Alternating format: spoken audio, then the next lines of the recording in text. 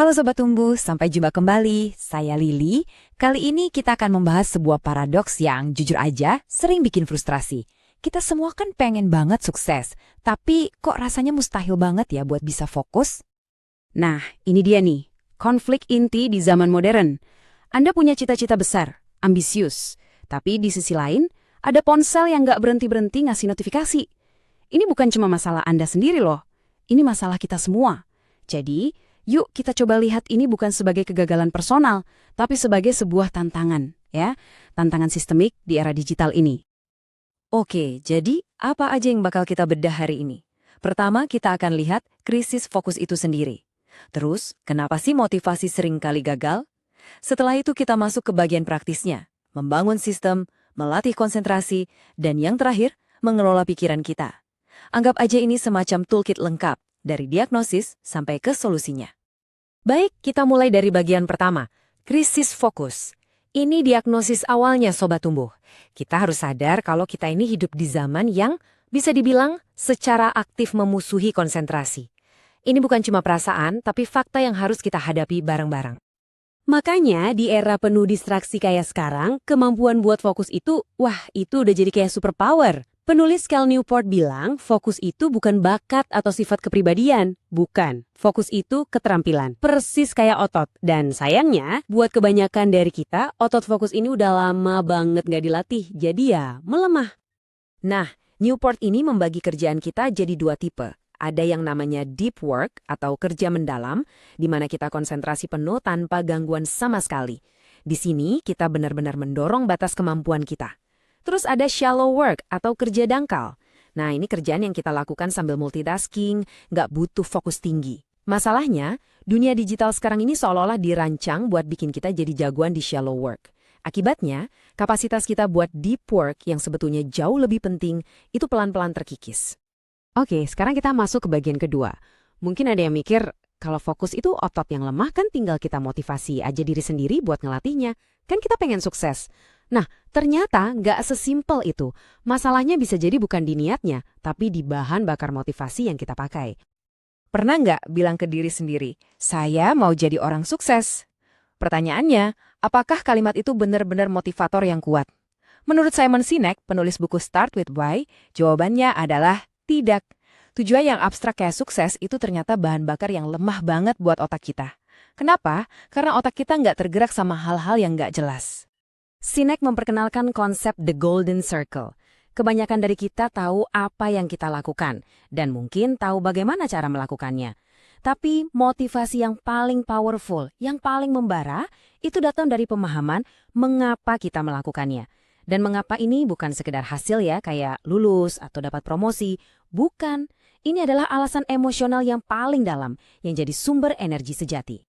Gimana cara nemuin why kita? Coba pakai teknik ini, penyelidikan 5 tingkat. Misal, tujuan Anda, saya mau masuk sekolah kedokteran.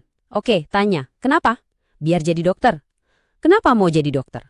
Buat bantu orang sakit. Kenapa mau bantu orang sakit? Karena saya benci lihat penderitaan yang harusnya bisa dicegah. Kenapa kamu benci itu? Karena dulu ada anggota keluarga saya yang mengalami itu. Nah, lihat kan? Dari tujuan yang umum, kita terus menggali sampai ketemu akar emosional yang sangat personal. Di level kelima, itulah letak bahan bakar jet motivasi Anda. Oke, diagnosisnya sudah jelas ya. Otot fokus kita lemah, dan bahan bakar motivasi kita mungkin kurang kuat. Sekarang saatnya membangun solusinya. Dan kita nggak akan mulai dari tekad atau niat baja. Nggak, kita akan mulai dengan membangun sistem. Ada kutipan keren dari James Clear, penulis Atomic Habits. Dia bilang, Anda tidak naik ke level tujuan Anda jatuh ke level sistem Anda. Ini dalam banget artinya. Maksudnya, yang menentukan hasil akhir itu bukan seberapa besar ambisi Anda, tapi seberapa bagus sistem dan lingkungan yang Anda bangun setiap hari. Bisa dibilang, sistem Anda adalah takdir Anda. Jadi, gimana cara merancang sistem atau lingkungan ini? Ada 2 langkah utama. Pertama, buat fokus jadi gampang. Contohnya, siapin semua buku dan materi kerja dari malam sebelumnya. Jadi pas pagi-pagi, nggak ada lagi hambatan buat mulai. Kedua, buat distraksi jadi susah. Ini penting banget. Taruh ponsel Anda di ruangan lain, kalau perlu di lemari. Intinya, tambah sebanyak mungkin rintangan antara Anda dan godaan terbesar Anda. Jadi jangan lawan godaannya, tapi hilangkan akses ke godaan itu. Terus ada yang namanya aturan 2 menit. Ini buat ngelawan rasa males pas mau mulai kerjaan besar. Caranya, pecah kerjaan itu jadi super kecil sampai bisa dimulai dalam waktu kurang dari 2 menit. Jadi tujuannya bukan belajar fisika 1 bab, tapi buka buku fisika ke halaman 50. Tujuannya cuma satu, memulai. Karena sekali kita mulai, momentum itu akan membawa kita terus maju. Nah, sistem dan lingkungannya udah kita siapkan. Sekarang saatnya kita masuk ke gym. Ya, gym untuk melatih otot fokus kita. Dan sama seperti latihan fisik, ini butuh program yang terstruktur. Salah satu metode latihan paling populer dan efektif adalah teknik Pomodoro. Caranya simpel. Pertama, pilih satu tugas saja. Jangan multitasking. Kedua, pasang timer 25 menit.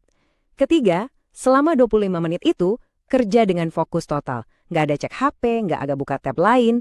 Begitu timer bunyi, ambil istirahat 5 menit dan usahakan jangan di depan layar.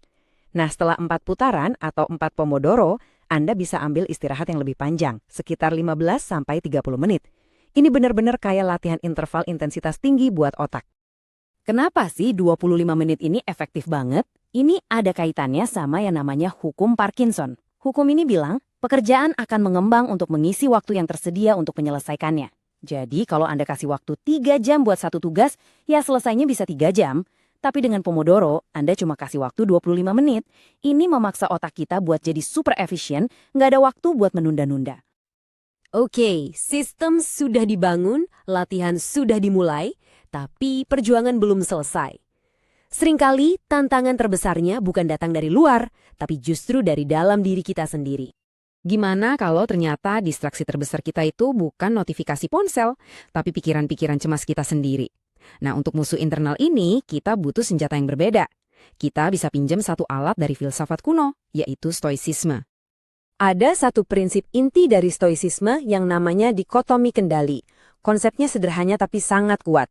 Coba deh, bagi semua kekhawatiran Anda jadi 2 kolom. Kolom pertama, hal-hal yang bisa Anda kendalikan. Kolom kedua, hal-hal yang nggak bisa Anda kendalikan. Nah, kedamaian dan fokus itu datang saat kita memutuskan untuk hanya dan hanya memikirkan kolom pertama. Hasil ujian, omongan orang, itu di luar kendali kita. Yang bisa kita kendalikan, usaha kita, saat ini juga.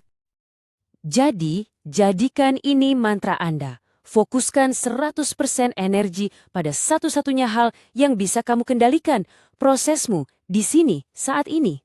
Setiap kali pikiran mulai cemas soal masa depan atau hal-hal di luar kendali, tarik lagi kembali ke sini, ke detik ini, ke tugas di depan mata Anda. Karena cuma itulah yang benar-benar milik Anda. Dan yang terakhir, tapi nggak kalah penting, jangan lupakan fondasi biologisnya. Kerja mendalam atau deep work itu butuh istirahat mendalam, deep rest. Ingat, fokus itu menguras energi mental, mahal secara metabolik. Jadi kalau Anda ngerasa capek terus-menerus, solusinya mungkin bukan nambah disiplin, tapi justru memperbaiki kualitas istirahat. Kerja keras harus diimbangi istirahat yang cerdas. Jadi, mari kita rangkum toolkit diagnostik kita. Lain kali kalau susah fokus, jangan langsung bilang, dasar aku males. Coba jadi detektif. Tanya diri sendiri, apakah ini masalah keterampilan? Kalau iya, latih pakai Pomodoro. Apa ini masalah why atau alasan? Kalau iya, gali lebih dalam motivasi Anda. Apa ini masalah sistem? Coba deh rancang ulang lingkungan kerja Anda. Atau jangan-jangan ini masalah pola pikir. Kalau gitu, pakai dikotomi kendali. Dan terakhir, apa ini masalah energi? Kalau iya, prioritaskan istirahat. Diagnosis yang tepat akan membawa ke solusi yang tepat.